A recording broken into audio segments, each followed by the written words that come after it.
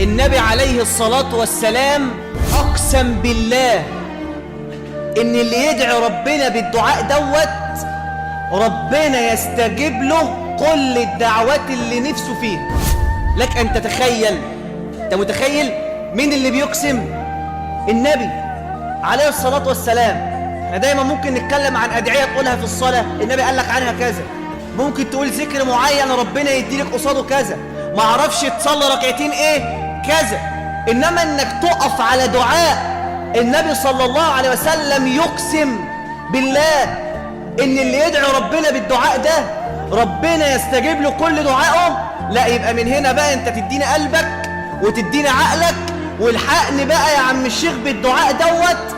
طالما النبي اقسم ان اللي يدعي ربنا بيه ربنا يستجيب له الدعوات، ايه هو الدعاء دوت اللي انا لو دعيت ربنا بيه والنبي محمد اقسم بيه الله عز وجل يستجيب لك جميع الدعوات من رب الارض والسماوات؟ اسمع بعد ما تصلي على حبيب قلبك محمد صلى الله عليه وسلم.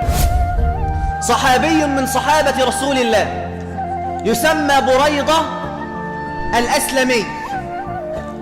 الصحابي ده يا جماعة كان قاعد مع النبي صلى الله عليه وسلم، فسمع النبي صلى الله عليه وسلم يتكلم بهذا الدعاء. فشوف النبي هيقول لك ايه بعد ما تصلي عليه صلى الله عليه وسلم.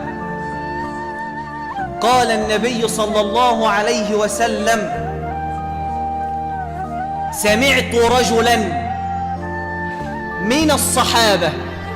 يبقى كده الكلام على صحابي تاني. مين اللي سمعه؟ النبي صلى الله عليه وسلم.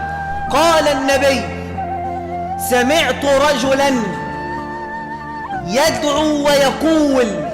بالله عليك ركز معايا، الدعوة اللي النبي أقسم بالله إن اللي يدعي ربنا بالدعاء ده ربنا يستجيب له كل دعاء. قال النبي: سمعت رجلا من صحابتي يقول: اللهم إني أسألك بأني أشهد أنك أنت الله الأحد الصمد الذي لم يلد ولم يولد ولم يكن له كفوا أحد.